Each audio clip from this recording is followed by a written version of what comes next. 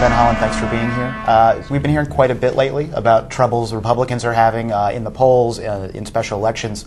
But polls also seem to suggest that Democrats are rated quite low right now, particularly Democrats in Congress, as low as President Bush in some polls. Are you concerned about what that means for you in November, and what one or two things can you do between now and November to turn that around? Well, what the polls show are that people are frustrated with Congress as an institution for not moving fast enough on a lot of the issues they cared about. One of the big issues, of course, in the 2006 elections was where do we go from here in Iraq, and people have been frustrated that we haven't seen as much of a change in direction in Iraq. So a lot of those people who are expressing those frustrations are still supporting the Democratic agenda for change, whether it's change in Iraq, whether it's children's health care. And that's why you continue to see a large advantage for Democrats when people are asked, who do you have greater confidence in? How many seats do you think are legitimately competitive in November? We think there are about 75 seats out there that are competitive. That includes, of course, seats that the Democrats are defending. And the big change, of course, has been the number of open seats that are available. Republican open seats primarily were up to about 31. And those provide real opportunities for us going forward. But we started with a list of Democratic members we had to defend, about 31. And we're chipping away at that list. We're trying to get that list down to maybe 20 House members we have to defend so that we can stay on offense. And that has been the big story of this election. Rather than circling the wagons and just protecting our gains from last time, we've stayed on offense. And so in addition to defending, I hope at the end of the day, about 20, we hope to be on offense in up to 50. I want to switch to the presidential race and its potential impact. Where does Barack Obama help you, whether it's geographically or whether it's in a specific seat?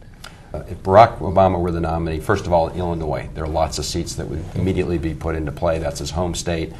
Seats like Mark Kirk's seat, where we've got a very good candidate, Dan Seals, came very close last time, didn't get quite over the finish line. Then there are lots of other districts where you have large African-American populations. If Barack Obama is the nominee, you can expect to see a lot more people involved in these races than were before. And that's the big wild card for the Republicans. They can't plan on a conventional turnout scenario if Barack Obama is the nominee. Well, let me ask you the counter question, which is that Senator Obama has had very documented problems reaching some voters in the Appalachia area in Pennsylvania and Ohio, working class voters, voters who live in rural areas.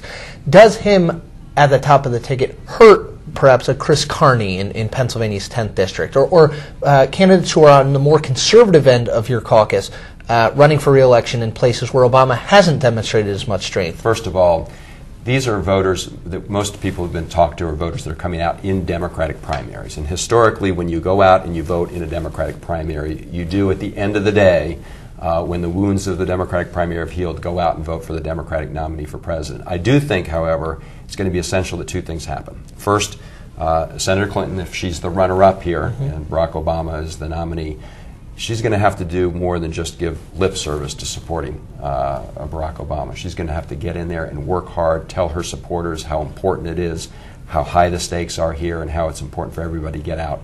And that matters for your candidates. That matters for our candidates. The other thing is Barack Obama is going to have to really get out and work these areas very well. I think he understands that if he is the nominee, it's going to be very important for him to go back to these constituencies, let people know that he connects with their issues. His personal story should be something that people can relate to. I mean, is Barack Obama enough of an asset that we will see a number of congressional candidates, whether it's fundraising with him or doing campaign appearances with him, that they'll be out and about with him? Would you advise them to do that? I think they will. I think they will. Again, if he's the nominee, I think that he will generate enough excitement and new voters that people will see it in their interests to be out there with him. Now, there are going to be some areas where the Republicans are going to try and play the the pastor card and things like that.